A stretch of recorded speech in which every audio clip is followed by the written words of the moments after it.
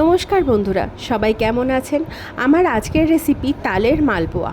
লুকসে যাবেন না, কিন্তু তালের মালপোয়ার লুকস খুব একটা সুন্দর কিন্তু হয় না, তবে খেতে যা হয় না, মন প্রাণ সব কিছু তৃপ্তি হবেই হবে। তাহলে রেসিপিটা পুরো দেখে নেওয়া যাক। আমি পারমিতা, আর আপনারা দেখছেন দুটি গাড়ি হেসেল। সরাসরি চলে এলাম দুর্গার হেসেলে।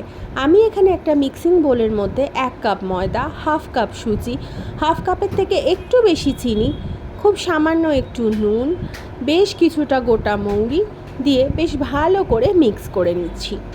চিনির পরিমাণটা কিন্তু নিজের স্বাদ অনুযায়ী কমিয়ে বা বাড়িয়ে নেবেন।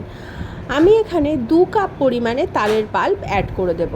তালের পাল্পটা কিন্তু আমি অলরেডি প্রিজার্ভ করেছিলাম, যদি জানা না থাকে তাহলে সেই রেসিপিটা একবার দেখে নিতে পারেন।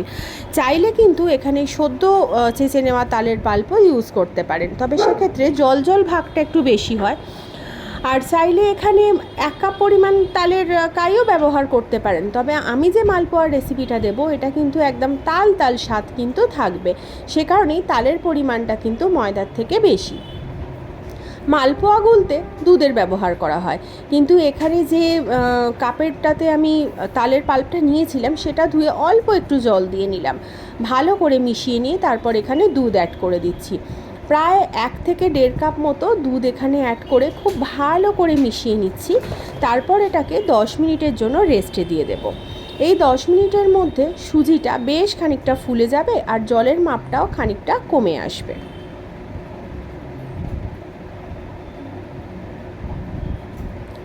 ফিরে এলাম 10 মিনিট পর। ব্যাটারটা এখন অনেকটাই গাঢ় হয়ে গেছে।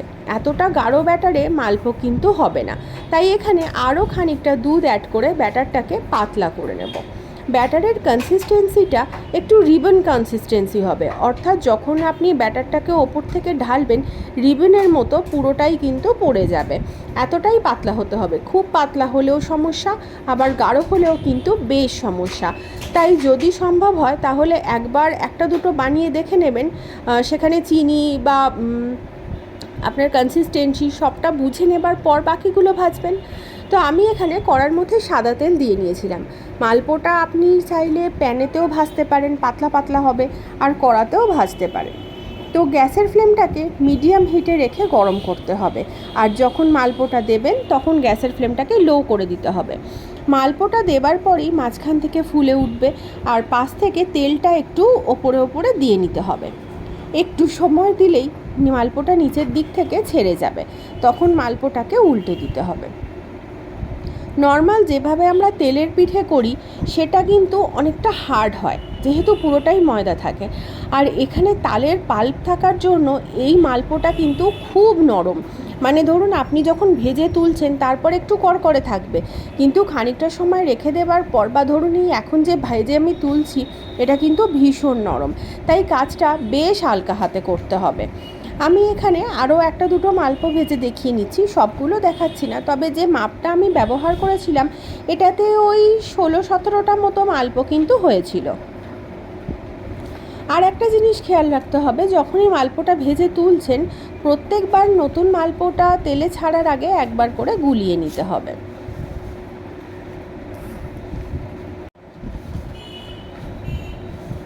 জন্মাষ্টমীতে আমাদের বাড়িতে তালের সব কিছুই হয়। তালের বড়া তো আমি আগেই শেয়ার করেছি, আজকে তালের মালপো শেয়ার করলাম, তালের ক্ষীর বা আরও অন্যান্য রেসিপিগুলো খুব তাড়াতাড়ি শেয়ার করব। ভালো লাগলে চ্যানেলটা সাবস্ক্রাইব করে পাশে থাকুন নতুন রেসিপির জন্য। দেখা হবে অন্য ভিডিওতে।